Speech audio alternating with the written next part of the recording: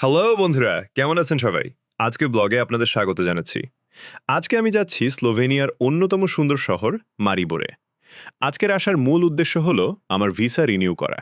তো চলুন, আমার আজকের এই জার্নিতে আপনারাও সাথে থাকুন। এই যে দেখুন, কথা বলতে বলতেই আমরা মারিবোর শহরে চলে এসেছি।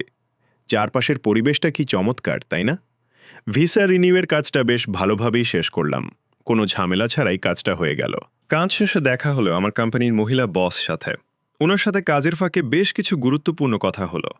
বাংলাদেশ থেকে আমার কিছু ভাই ব্রাদার স্লোভেনিয়াতে আসতে চাইছে, তো সেই ব্যাপারেই বসের সাথে কথা তুললাম।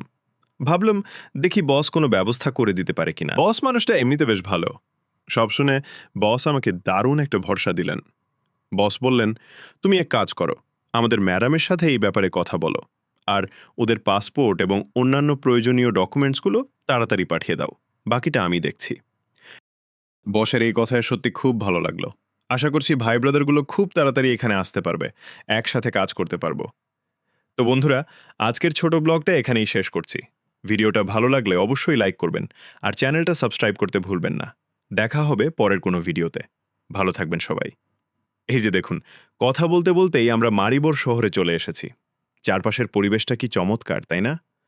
ভিসা রিনিউয়ের কাজটা বেশ ভালোভাবেই শেষ করলাম। কোনো ঝামেলা ছাড়াই কাজটা হয়ে গেল।